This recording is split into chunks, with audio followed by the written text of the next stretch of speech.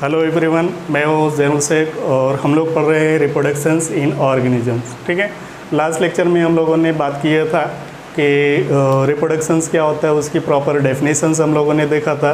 उसके साथ ही साथ हम लोगों ने जो है सेक्सुअल एसेक्सुअल के रिप्रोडक्शन पॉइंट ऑफ व्यू से हम लोगों ने बात किया था।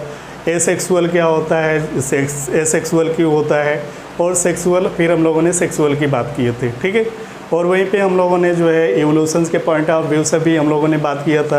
आज हम लोग जो बात करने वाले हैं वो हमारा टॉपिक है लाइफ स्पैन की बात करेंगे, और स्टेजेस ऑफ लाइफ स्पैन क्या होता है उसकी बात करेंगे। फिर यहीं पे हम लोग टाइप ऑफ रिप्रोडक्शंस पढ़ेंगे। तो ये सारी चीज़ें हम लोग पढ़ने के बाद जो है फिर हम लोग आगे अपने टॉपिक पे आएंगे।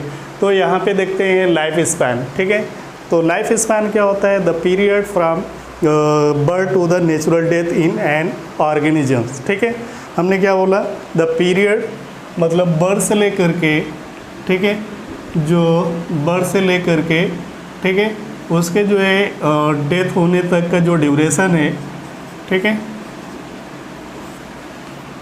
बर्थ से लेकर के उसके जो बीच का जो ड्यूरेशंस है, उसका ये जो ड्यूरेशंस है इसी को हम लोग क्या बोलते हैं बेटा, लाइफ स्पैन। ठीक है, तो लाइफ स्पैन का मतलब क्या होता है कि कोई भी ऑर्गेनिज्म जैसे इस अर्थ पे बोर्न होता है, जैसे कि हम लोगों ने बात की है तो पहले ही कि रिप्रोडक्शंस क्या होता है कि कोई भी एक ऑर्गेनिजम्स होता है तो वो अपने जो है इस अर्थ पे अपनी कंटिन्यूटी को जो है बनाए रखने के लिए, अपने एग्जिस्टेंस को बनाए रखने के लिए वो क्या करता है, अपने जैसे ऑफ स्प्रिंग को क्या करता है, बोर्न करता है। ठीक है, तो वही चीज़ यहाँ पे कि बर्थ से लेकर के जो उसके जो है पूरा जो ड्यूरेशंस होता है उसके डेथ होने तक का, उसको हम लोग क्या बोलते हैं, लाइफ स्पैन। ठीक है, तो लाइफ स्पैन यहाँ पे बर्थ से लेकर के the period from birth to the natural death in an organisms. ठीक है, दैट इज़ क्लियर।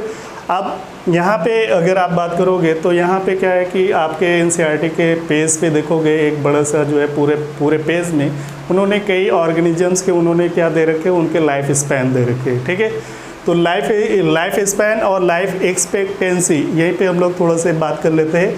एक होता है लाइफ एक्सपेक्टेंसी। ठीक है, तो लाइफ स्पैन डिफरेंट ऑर्गेनिज्म में क्या होता है उसको हम लोग बात करेंगे, लेकिन यहीं पे हम लोग लाइफ एक्सपेक्टेंसी की भी बात कर लेते हैं। ठीक है, लाइफ एक्सपेक्टेंसी। ठीक है, देखिए क्या होता है कि बर्थ से लेकर के वो डेथ तक उसके बीच का जो ड्यूरेशंस होता है उसको हम लोग क्या बोलते हैं, लाइफ स्पैन बोलते हैं। ठीक है, लेकिन एक यहाँ पे नया टर्म्स है लाइफ एक्सपेक्टेंसी।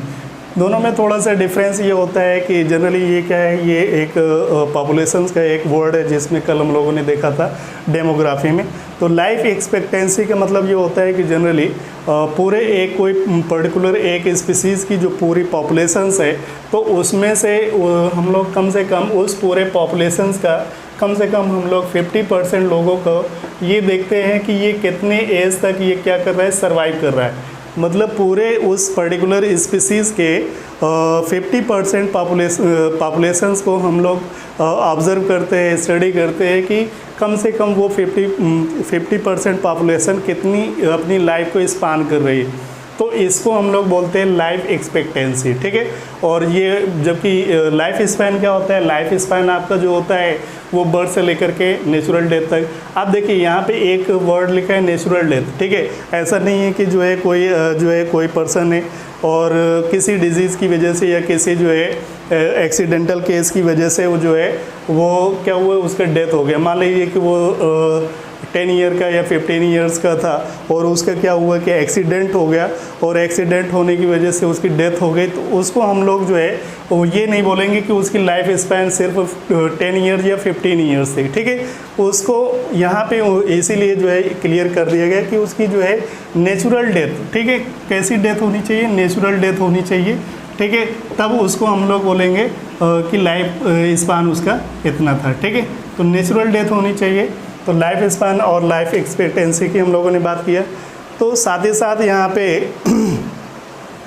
नेक्स्ट पेज पे जो है अगर आप देखोगे तो आपको उसमें पेज में स्लाइड में नेक्स्ट पेज पे एक पूरा जो है एलिफेंट, रोज, डक, बटरफ्लाई का पूरा जो है वहाँ पे उन्होंने जो है एक चार्ट दे रखा है। ठीक है, साथ ही साथ उन्होंने क्या किया है कि वहाँ पे कुछ ऑर्गेनिजम्स के जो है उन्होंने जो है लाइफ स्पैन को खाली छोड़ दिया है। ठीक है, हमने क्या बोला कि नेक्स्ट पेज पे अगर आप देखोगे तो उस पर जो है पूरा उन्होंने जो है कुछ ऑर्गेनिजम्स के लाइफ स्पैन दे रखा है और कुछ का नहीं दे रखा है। तो जिसका जो है उन्होंने जिसका दिया है या नहीं दिया, हम पूरा यहाँ पे उसका जो है आपको एक बार बता दे रहे हैं। जैसे हम लोग यहाँ पे बात करते हैं एलिफेंट की, ठीक है। सबसे पहले आपका डायग्राम जो दिया है वो एलिफेंट का दिया है। तो एलिफेंट की अगर हम लोग बात करें तो इसका जो है एलिफेंट का जो है जो लाइफ स्पैन होता है वो कितना होता है 60 से लेकर के 90 ईयर्स तक होता है, ठीक है।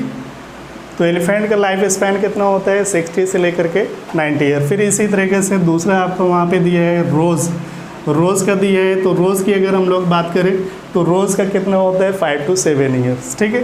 कितना होता है 5 to 7 ईयर्स तक होता है।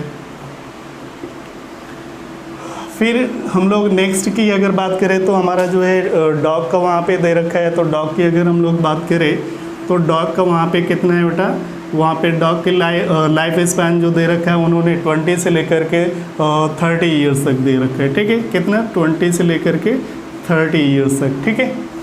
तो एलिफेंट का हमने देखा यहाँ पे 60 से 90 ईयर्स है, रोज़ का 5 to 7 ईयर्स है और डॉग का कितना है यहाँ पे 20 से लेकर के 30 ईयर है।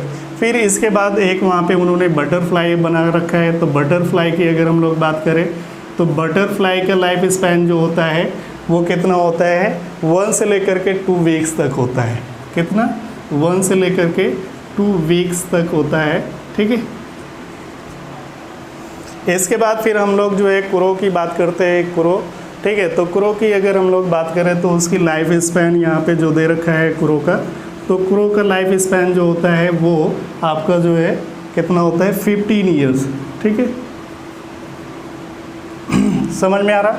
एलिफेंट का, रोज़ का, डॉग का, बटरफ्लाई का, जिसका दे रखा है या नहीं दे रखा हम सबका बता दे रहे हैं, ठीक है। फिर इसी तरीके से बनाना की अगर आप बात करोगे तो बनाना का भी यहाँ पे जो है यहाँ पे उन्होंने दे रखा है। बनाना का कितना होता है, बनाना का जो है 25 ईयर्स तक होता है, ठीक है। बनाना ट्री वहाँ पे लिखा होगा तो वहाँ पे उसका लाइफ स्पैन आपका 25 ईयर्स तक होता है, ठीक है। फिर इसके बाद जो है अगर आप काऊ की बात करें तो 20 to 30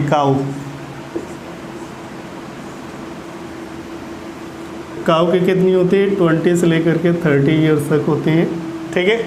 फिर इसी तरीके से यहाँ पे अगर हम लोग जो है पैरट, ठीक है, पैरट की अगर बात करें तो पैरट का जो है लाइफ स्पैन जो होता है वो आपका जो है 140 ईयर्स तक, ठीक है, 140 ईयर्स तक होता है, ठीक है। फिर इसके बाद जो है पैरट के बाद आपका आता है क्रोकोडाइल, ठीक है। क्रोकोडाइल का जो आता है आपका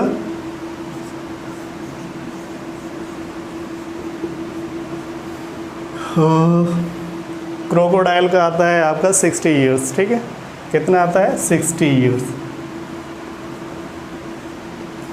ठीक है। और इसके बाद जो है फिर यहाँ पे आप देखोगे हॉर्स की बात करें,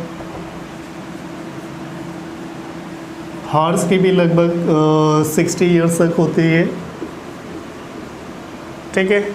फिर फ्रूट फ्लाई की हम लोग बात करें, ठीक है। फ्रूट फ्लाई किसको बोलते हैं बेटा, फ्रूट फ्लाई को हम लोग जो है ड्रोसोफिला भी बोलते हैं। क्या बोलते हैं, ड्रोसोफिला, ठीक है। तो फ्रूट फ्लाई को हम लोग ड्रोसोफिला मेलानोगास्टर बोलते हैं। फ्रूट फ्लाई के जो है इस पर जो वर्क किया था उन्होंने जो है कौन किया था, TH मॉर्गन ने, ठीक है, TH मॉर्गन ने किया था, ठीक है।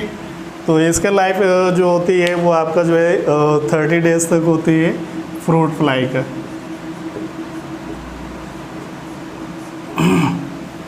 30 डेज तक होता है, ठीक है।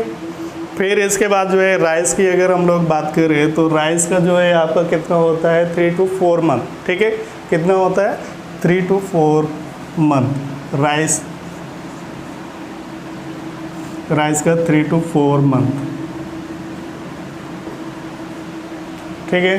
फिर इसके बाद जो है टॉर्टोइस का अगर हम लोग बात करें तो टॉर्टोइस का जो है यहाँ पे जो लाइफ स्पैन होता है टॉर्टोइस का 150 ईयर्स, 100 से लेकर के 150 ईयर्स तक होता है, ठीक है। फिर इसी तरीके से फिर आप वो देखोगे लास्ट में दिया होगा बनियन ट्री दिया है, ठीक है। तो बनियन ट्री का जो है लाइफ स्पैन जो होता है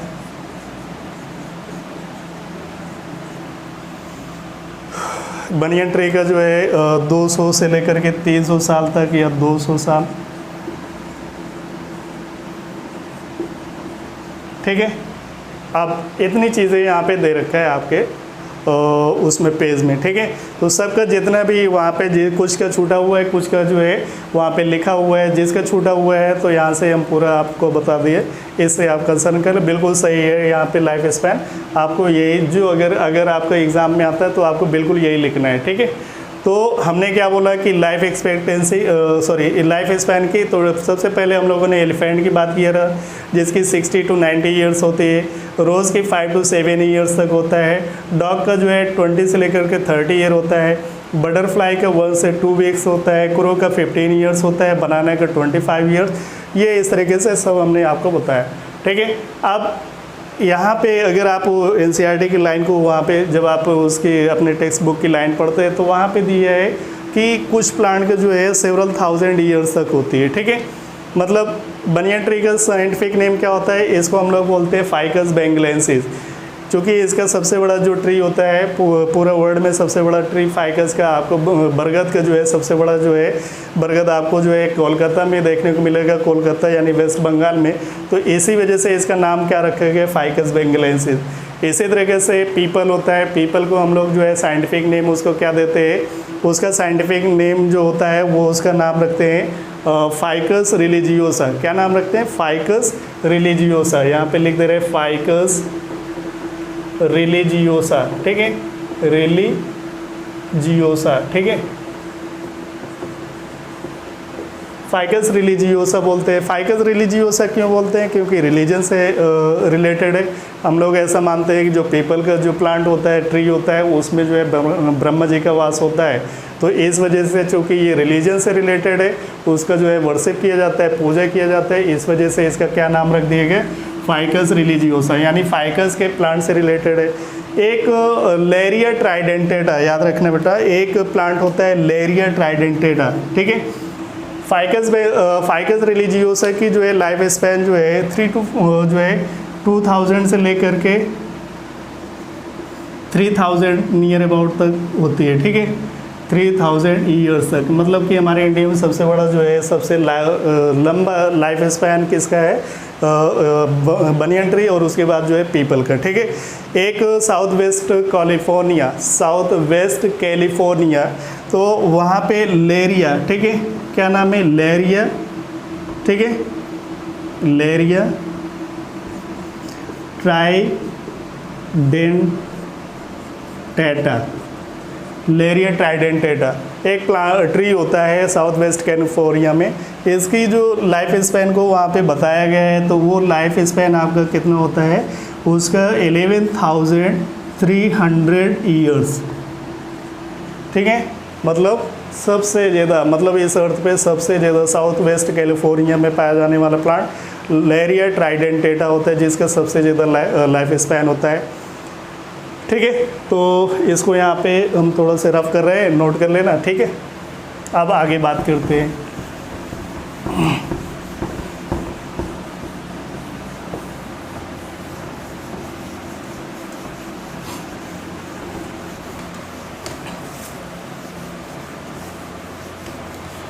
चलिए, तो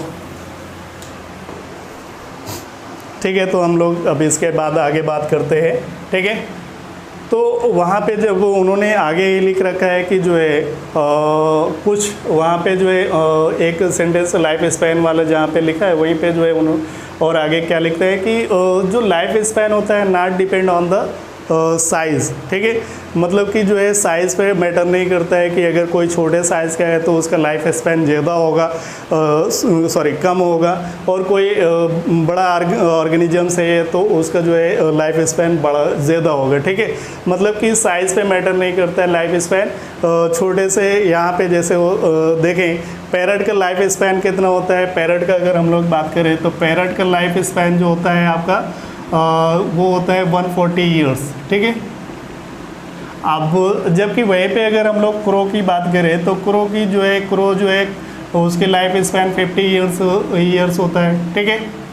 तो पैरट का अगर देखोगे तो जो है क्रो के कंपैरिजन में जो है काफ़ी छोटा जो है पैरट होता है, लेकिन इसके जो है इसके कंपैरिजन में इसका लाइफ बहुत ज़्यादा है, 140 ईयर्स तक है। ठीक है, तो यहाँ पे जो है साइज़ पे मैटर नहीं करता। इसी तरीके से जैसे अगर हम लोग जो है मैंगो की बात करें, मैंगो प्लांट की बात करें बेटा, तो मैंगो प्लांट जो मैंगो ट्री की बात करें तो मैंगो ट्री को देखेंगे और उस वहीं पे जो है अगर आप फाइकस बेंगलेसिस यानी पीपल की बात करेंगे, ठीक है, तो पीपल भी जो है वो दोनों के जो है अगर आप देखोगे उनकी कैनोपी जो होती है वो एक ही जैसे होती है। तो वो लेकिन पीपल का अगर आप देखोगे तो हमने बताया कि इसका जो है लाइफ स्पैन जो होता है सबसे ज़्यादा हो जाता है, यानी कि इसका जो है मैंगो का जो है ज़्यादा से ज़्यादा 60 ईयर्स तक होता है। ठीक है, जबकि इसका जो है 1000 के मतलब 2000 से लेकर के 3000 तक देखा जाता है। ठीक है, तो मतलब यहाँ पे जो है अलग अलग जो है लाइफ स्पैन है। ठीक है, कुछ जगह पे आपका 3000 to 4000। तो मैंगो ट्री दोनों की कैनोपी एक ही जैसे होती है, लेकिन इनके जो इनका लाइफ स्पैन होता है दोनों का डिफरेंट होता है। ठीक है, अब एक वहाँ पे जो है उन्होंने दे रखा है कि देखिए माइक्रो ऑर्गेनिजम्स की हम लोग बात करें तो माइक्रो ऑर्गेनिजम्स जो होते हैं जैसे बैक्टीरिया है या कुछ दूसरे जो है वायरसेस है, उनकी लाइफ स्पैन जो होते हैं कुछ आवर से लेकर के कुछ डे तक होती है। ठीक है, तो वहाँ पे हम लोग नहीं जाते, हम लोग आगे बात करते हैं। अब इसके बाद आगे बात करें तो हमारा जो है आगे नेक्स्ट जो हमारा टॉपिक है, तो एक वहाँ पे एक क्वेश्चन लिखा है, जब आप नीचे के पेज पे आओगे तो एक वहाँ पे क्वेश्चन है। वहाँ पे क्वेश्चन ये है कि why do we say there is a no natural death in single cells organisms. ठीक है, मतलब ये कह रहा है कि कोई भी एक सिंगल सेल्स होता है तो उसमें नेचुरल डेथ हमको नहीं देखने को मिलता है। ठीक है, तो मतलब कोई सिंगल सेल ऑर्गेनिजम्स होता है जैसे लाइक मोनेरा प्रोटिस्टा। तो प्रोटिस्टा में आप बात करेंगे तो प्रोटिस्टा में क्या होता है बेटा, प्रोटिस्टा में यूनिसेलुलर यूकैरियोटिक होते हैं। सभी लोगों को पता है यूनिसेलुलर यूकैरियोटिक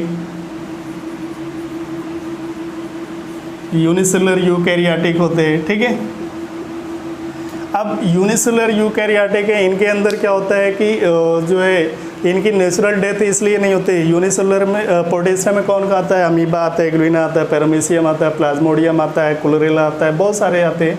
ठीक है, तो इसमें हम लोग अगर अमीबा की बात करें तो अमीबा में क्या होता है कि इनमें नेचुरल डेथ हमको देखने को नहीं मिलती। क्यों? क्योंकि जैसे एक मान लीजिए कि अमीबा है, ठीक है, ये मान लीजिए अमीबा है, ये क्या करेगा कि धीरे धीरे अपने जो है अपने प्रोटोप्लाज्म के कंटेंट को बढ़ाएगा। ठीक है, प्रोटोप्लाज्म के कंटेंट को बढ़ाने के बाद जो है ये क्या करेगा, साइज़ में इंक्रीज करेगा। ठीक है, धीरे धीरे क्या करेगा, धीरे धीरे जो है ब्रेक करके जो है ये क्या होगा कि एक डाटर जो है सेल्स बना लेगा। ठीक है, ये डाटर सेल्स बना लिया। ठीक है, ये उसका न्यूक्लियस है। ठीक है, इसने भी अपने आप को जो है कंटेंट को बढ़ाया। तो एक सेल से एक अमीबा था, एक अमीबा से इसने 2 अमीबा बना लिया। ठीक है, फिर इसी तरीके से क्या होगा कि ये वाला भी क्या करेगा कि एक सेल से जो है 2 सेल्स बना लेगा। मतलब बार बार ये प्रोसेस हो रही है, तो इसकी वजह से क्या होता है कि इसमें तो ये क्या कर रहा है, ये अपना डिविजन्स कर रहा है। तो इसमें जो है क्या होता है कि इसमें जो है नेचुरल डेथ नहीं देखने को मिलती है। ठीक है, तो इसीलिए इसमें जो है यहाँ पे ये जो क्वेश्चन दे रखा है कि why do we say there is no natural death in single celled organisms. ठीक है, तो सिंगल सेल्ड ऑर्गेनिजम्स में हमको जो है नेचुरल डेथ देखने को क्यों नहीं मिलती है, इसलिए नहीं देखने को मिलती क्योंकि वो बार बार डिविजन्स कर लेता है, डेथ होने का जो है टाइम ही नहीं मिलता है। तो इस वजह से उसको हम लोग क्या बोलते हैं, तो वहाँ पे नेचुरल डेथ देखने को नहीं मिलती है। ठीक है, तो इनको हम लोग क्या बोलते हैं, इनको हम लोग जो है मोर्टल बोलते हैं। ठीक है, मतलब इमोर्टल। ठीक है, अमर मतलब जो कभी नहीं मरता है। ठीक है, इमोर्टल बोला जाता है। ठीक है, अब स्टेजेस हम लोग जो है स्टेज ऑफ लाइफ स्पैन की बात करें, स्टेज की बात करें तो यहाँ पे स्टेज की अगर हम लोग बात करें तो किसी भी एक ऑर्गेनिजम्स के लाइफ में जो है 4 स्टेजेस होती है। ठीक है, तो जनरली हम लोग 3 तो सुनते हैं, लेकिन चौथी क्या होती है उसकी हम लोग बात करते हैं। तो पहला क्या होता है कि पहला जो है आपका जो है यहाँ पे चाइल्डहुड होता है आपका। ठीक है, फिर इसके बाद जो है प्यूबर्टी आती है आपका। ठीक है। फिर आपका प्यूबर्टी के बाद जो है आपका एडोलेसेंस आता है, ठीक है, एडोलेसेंस, ठीक है, चाइल्डहुड, प्यूबर्टी, एडोलेसेंस, और इसके बाद जो है एडोलेसेंस के बाद जो है आपका जो है सेनेसेंस आता है और डेथ आता है डेथ, ठीक है। तो किसी भी एक ऑर्गेनिजम्स में मतलब कि 4 स्टेज होती है, तो उसमें क्या होता है कि कोई भी ऑर्गेनिजम्स होता है, बोर्न होता है, बोर्न होने के बाद जो है वो थोड़ा सा ग्रोथ करता है, प्यूबर्टी में इंटर करता है, प्यूबर्टी से जो है फिर उसमें क्या होता है, प्यूबर्टी में वो अपने आप को रिप्रोडक्टिव पर्पस की वजह से वो अपने आप को प्रिपरेशंस करता है, ठीक है। फिर उसके बाद जो है वो क्या करता है कि रिप्रोडक्शंस करता है, और रिप्रोडक्शन यानी कि यंग हो जाता है, यंग होने के बाद जो है फिर धीरे धीरे जो है उसकी सेल्स जो होती है वो लूज होने लगती है, और उसके बाद फाइनली उसकी डेथ हो जाती है। तो इस तरीके से हमने देखा कि इसमें जो है किसी भी मतलब किसी भी जो है ऑर्गेनिजम्स के अंदर हमको 4 स्टेज देखने को मिलती है, ठीक है। अब आगे हम लोग बात करते हैं यहाँ पे टाइप ऑफ रिप्रोडक्शंस की, ठीक है। तो यहाँ पे टाइप ऑफ रिप्रोडक्शंस की अगर हम लोग बात करें तो यहाँ पे जो है 2 तरीके के हमने कल पढ़े थे। एक तो एसेक्सुअल रिप्रोडक्शंस पढ़े थे, दूसरा सेक्सुअल पढ़े थे, ठीक है। तो आज हम लोग जो है उसी में एसेक्सुअल पे फोकस करेंगे, ठीक है। तो यहाँ पे टाइप ऑफ रिप्रोडक्शंस में एसेक्सुअल,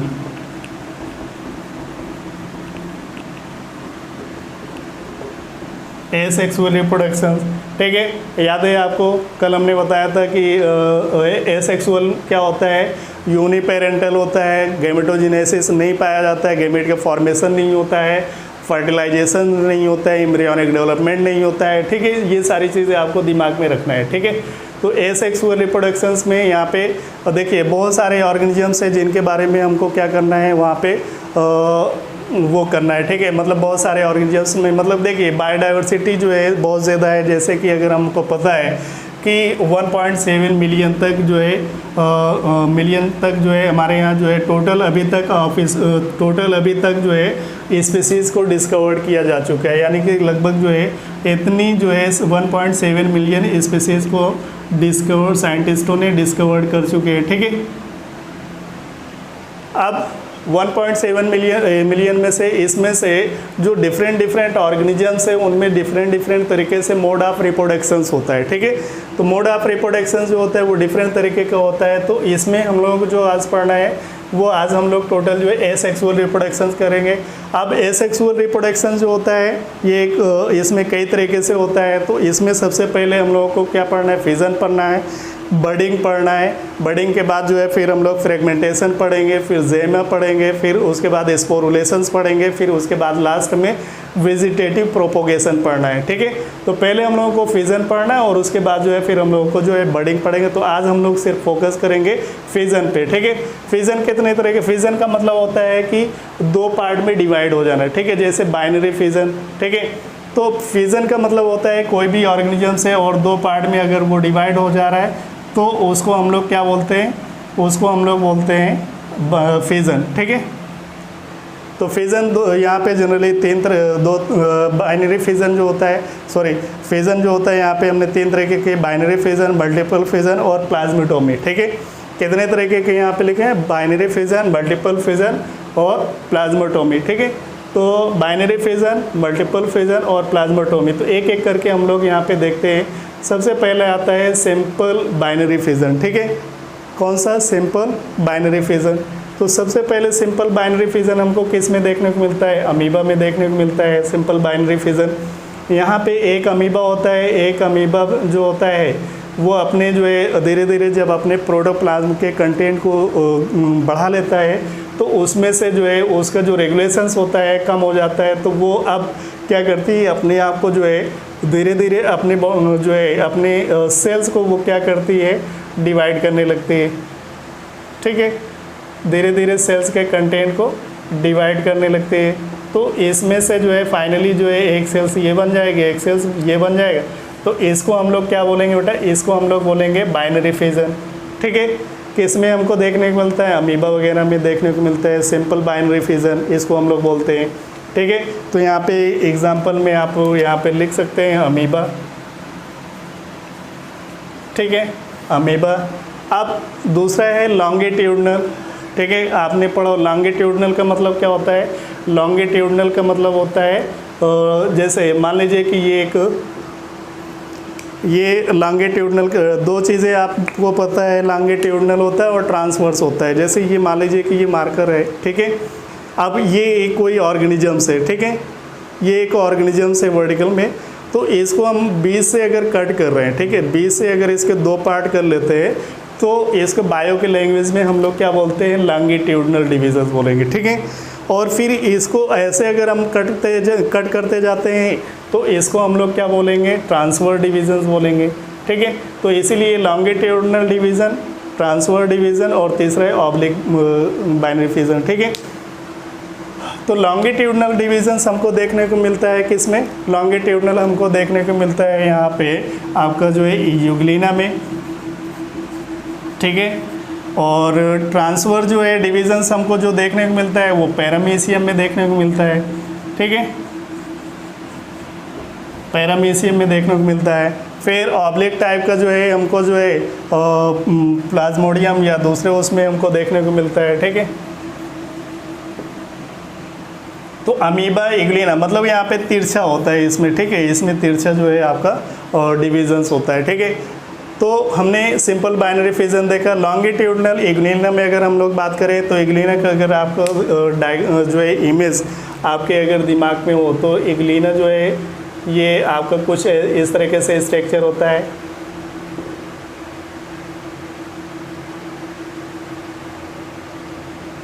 ये इस तरीके से होता है, ठीक है। ये आस्कुलम होता है, यहाँ से एक फ्लैजिला निकली होती है, यहाँ पे इस तरीके से ये क्या होते हैं, ये उसके जो है क्लोरोप्लास्ट होता है, यानी कि क्लोरोफिल फोटोसिंथेसिस करने के लिए।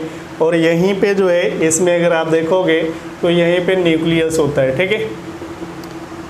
अब एक क्वेश्चन ये आता है कि इसमें जो है मतलब कि जो इग्लिना है उसमें आपको लॉन्गिट्यूडनल डिविजन्स क्यों देखने को मिलता है। लॉन्गिट्यूडनल डिवीज़न इसलिए देखने को मिलता है क्योंकि अगर ये जो है अगर यहाँ से डिवीज़न कर जाएगा, ट्रांसफर डिविजन्स करेगा तो ऊपर की तरफ फ्लैजिला हो जाएगी, आस्कुलम हो जाएगा, तीसरे नीचे की तरफ जो है क्लोरोप्लास्ट न्यूक्लियस आ जाएगा, तो फिर 2 इक्वल जो है ऑर्गेनिजम्स नहीं बन पाएंगे, ठीक है। तो इसीलिए जो है इसमें क्या होता है कि लॉन्गिट्यूडनल डिविजन्स होता है, ठीक है, मतलब 20 से जो है 2 इक्वल हाफ पार्ट में डिवाइड हो जाता है और इसी को हम लोग क्या बोलते हैं, लॉन्गिट्यूडनल डिविजन्स बोलते हैं। अब इसी तरीके से ट्रांसफर डिविजन्स हमको किस में देखने को मिलता है, पैरामीशियम में देखने को मिलता है, जिसको हम लोग स्लीपर सेल्स बोलते हैं, ठीक है।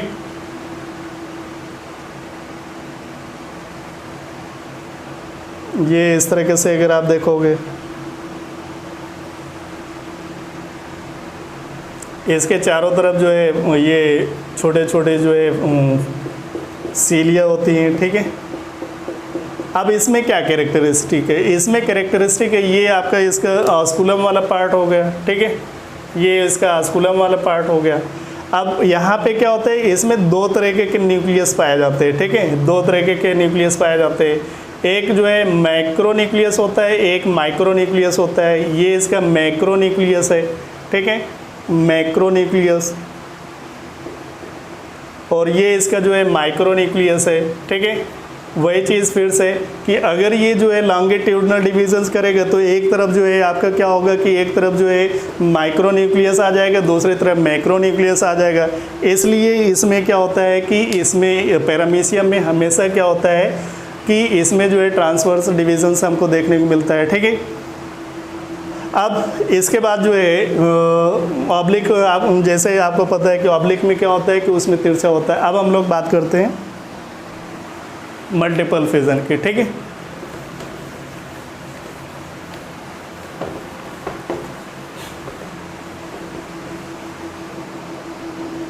चलिए तो आगे हम लोग बात करते हैं यहाँ पे बेटा मल्टीपल फिजन, ठीक है। मल्टीपल फिजन का मतलब ये होता है कि इसमें जो है कई एक साथ कई सेल्स डिवाइड करेंगे, ठीक है, तो इस वजह से इसको हम लोग मल्टीपल फिजन बोलते हैं।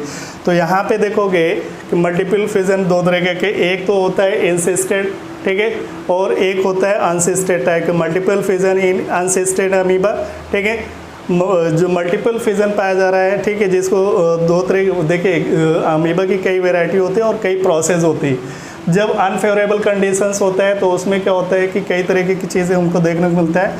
तो यहाँ पे मल्टीपल फिजन इंसिस्टेड, ठीक है, इंसिस्टेड अमीबा, और फिर दूसरा हम लोगों को पढ़ना है multiple fission in encysted amoeba, ठीक है।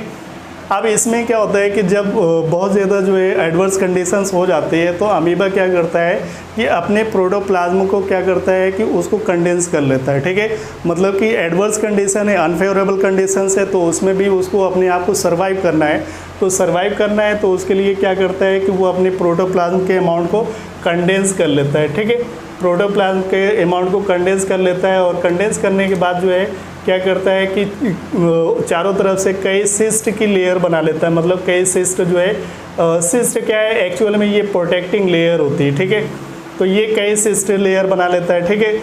अब ये क्या है, ये इसका प्रोटोप्लाज्म में कंडेंस हो गया है, ठीक है। धीरे धीरे क्या करता है कि प्रोटेक्टिंग लेयर है ये चारों तरफ, जिस पे टेम्परेचर का जो है एडवर्स एटमॉस्फेयर का जो है उस पर इफेक्ट नहीं पड़ता है। धीरे धीरे क्या करता है, इसके अंदर आप देखोगे कि इसमें क्या होता है कि ये, ठीक है, जब एडवर्स कंडीशंस होते हैं तो उसी टाइम पे ये क्या करता है कि अपने चारों तरफ से, हमने बताया कि चारों तरफ से प्रोटेक्टिंग लेयर बनाते हैं और अंदर की तरफ क्या करता है, धीरे धीरे ये न्यूक्लियस को डिवाइड करने लगता है, ठीक है। न्यूक्लियस को जब डिवाइड करने लगता है तो धीरे धीरे क्या होता है कि जब ये न्यूक्लियस को डिवाइड करता है तो ये धीरे धीरे जो है न्यूक्लियस जो है डिवाइड होकर के अंदर ही प्रोटेक्ट रहते हैं। लेकिन जब फेवरेबल कंडीशंस आती है तो ये क्या होता है कि ये लेयर बस्ट हो जाती है और ये सारे के सारे जो है बाहर आ जाते हैं और ये जो है डाटर जो है अमीबा बना लेते हैं, ठीक है, डाटर सेल्स बना लेते हैं, ठीक है। तो इसको हम लोग क्या बोलते हैं, इसको हम लोग बोलते हैं ये जो अंदर जो डाटर सेल जो है फेवरेबल कंडीशंस आई, ये जो न्यूक्लियस जो है छोटे छोटे अमीबी में कन्वर्ट हुए, इनको हम लोग बोलते हैं इसको हम लोग बोलते हैं सीडोपोडियोस्पोर, ठीक है। क्या बोलेंगे, देखिए सीडोपोडिया होता है जनरली अमीबा में, क्या होता है कि अमीबा में जो है सीडोपोडिया हमको देखने मिलता है। तो जब एडवर्स कंडीशंस होती है तो उस टाइम पे ये अपने सीडोपोडिया को जो है क्या करता है, सिकोड़ लेता है, राउंड स्ट्रक्चर हो जाता है, सिस्ट की लेयर बना लेता है, प्रोटोप्लाज्म को कंडेंस कर लेता है, धीरे धीरे अंदर न्यूक्लियस को डिवाइड करता रहता है और डिवाइड करने के बाद जो है क्या करता है कि डाटर सेल्स बनाता है, ठीक है। इस स्पोर को हम लोग क्या बोलते हैं, सीडोपोडियोस्पोर। और इस पूरे फिनोमेना को हम लोग क्या बोलते हैं, स्पोरुलेशन। क्या बोलते हैं, स्पोरुलेशन, स्पोरुलेशंस बोलेंगे, ठीक है। तो ये आपको जो है ये क्या है, ये आपका जो है आपका इंसेस्टेड वाला है। एक दूसरा होता है कभी कभी जो है उसे जो है अमीबा में जो है दूसरी मेथड होती है, उसमें सिस्ट का लेयर नहीं बनता है, ठीक है। तो उसको हम लोग बोलते हैं अनसिस्टेड। क्या बोलेंगे, अनसिस्टेड अमीबा, ठीक है, multiple fission in encysted amoeba. तो इसमें क्या क्या होता है कि इसके अंदर जो है ये भी जो है अपने चारों तरफ क्या करेगा कि वो कर लेगा, अपने सीडोपोडिया को वो कर लेगा। लेकिन यहाँ पे क्या है कंडीशन की सिस्ट नहीं बनाएगा, ठीक है, सिस्ट आर नॉट फॉर्म, ठीक है।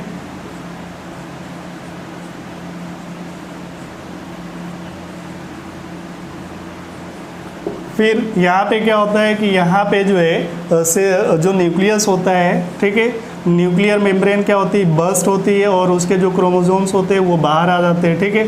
क्रोमोसोम्स बाहर आ गए, यहाँ पे ये न्यूक्लियर मेम्ब्रेन यहाँ पे बर्स्ट हुई और उसके जो क्रोमेटिन थे वो बाहर आ गए। क्रोमेटिन जो है धीरे धीरे क्या करता है, वो धीरे धीरे स्पोर में कन्वर्ट होने लगते हैं, यानी कि छोटे छोटे सीडोपोर बनाने लगते हैं, सीडोपोडियोस्पोर बनाने लगते हैं। और यही जब बर्स्ट होता है तो यही बर्स्ट होने के बाद जो है ये क्या होते हैं, बाहर आ जाते हैं और फिर से यही डाटर सेल्स बना लेते हैं, डाटर जो है आपके अमीबी बना लेते हैं, ठीक है।